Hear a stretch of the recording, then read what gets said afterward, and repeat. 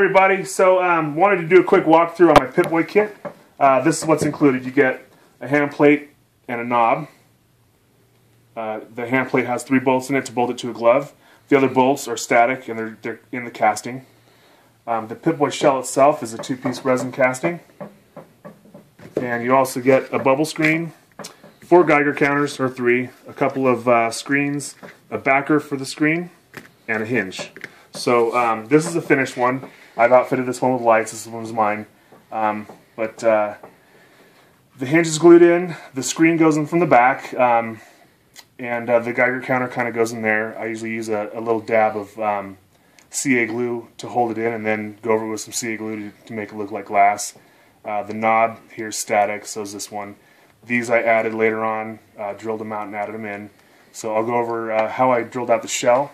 So the first thing I did was I drilled 40 or 50 holes around the edges with an 1/8" drill bit, and then I used a router bit in my Dremel tool to go around the edge and just kind of connect the dots. And if you narf up the screen housing a little bit, it's not a big deal. This thing's going to get weathered anyway.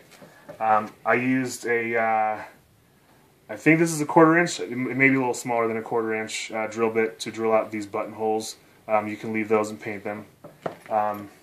The screen pops in from the back, so after you get everything honed out and everything, the screen goes in, and you line it up and you can glue it in, and then you cut a piece of this plastic to size, and then you glue this to it, or you can do the EL tape like I did on mine, and the screen goes in like that. So it doesn't go in from the outside. If you want, you could trim your screen to go from the outside, but I like mine to light up, so I'd rather have them going from the inside. The hinge, I'll run over the hinge real fast. So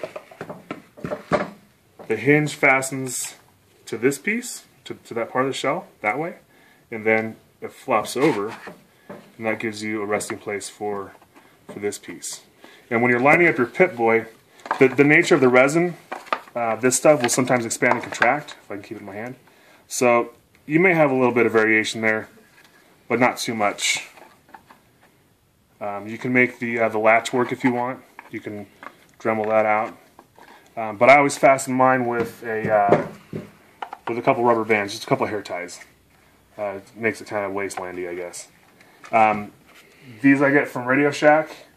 The rest of the EL stuff, the EL panel, the inverter, and all the other parts I get from glowhut.com. So that's it. Kind of a quick walkthrough of the Pipboy. Weathered and aged, it should look like this. So good luck.